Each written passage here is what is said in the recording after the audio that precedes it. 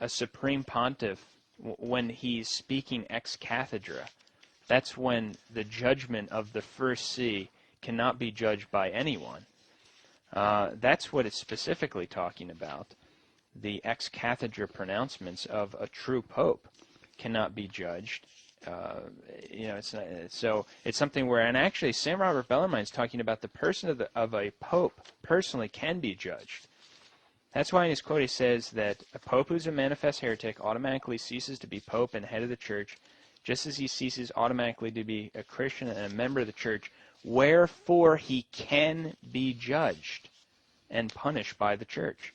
This is the teaching of all the ancient fathers, that manifest heretics immediately lose all jurisdiction. So if he's a manifest heretic, he can be judged by the others as having deviated from the Catholic faith. And that's why bishops, if they depose someone who is claiming to be a pope, they could only go through the process of deposing him because he's automatically already been deposed by the fact that he's a public heretic and outside the church. And so they're not deposing a valid pope. Bishops can't do that. If they ever did that, they would be deposing a person who claims to be a pope but is outside the church and is actually an anti-pope. And it also comes from the early church, where in the early church you had, patriarchs who would, hold trials about the conduct of certain bishops, but they said no one can judge the first see, meaning no one can judge the see of Rome, the bishop of Rome. So no bishop could, call the bishop of Rome to a trial and say, we're going to examine you. That's what it means. It has nothing to do with recognizing that a manifest heretic who claims to be the pope cannot be. And ironically, these same people, for example, adherents or followers of the Society Pius X and others, actually do that very thing. The canonizations of saints, they don't accept. Or Vatican II. Much, the documents of Vatican II. So much for not judging the Holy See. I mean, that's exactly what they do.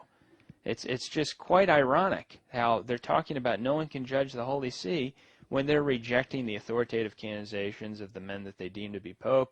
They're rejecting the authoritative confirmations of the documents of Vatican II.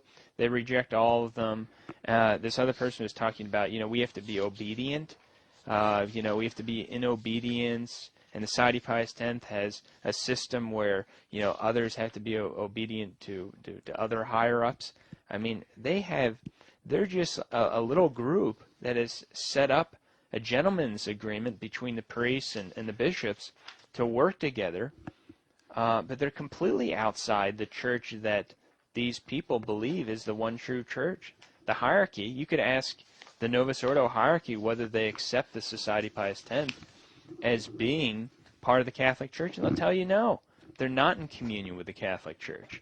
They would tell you that they're schismatics.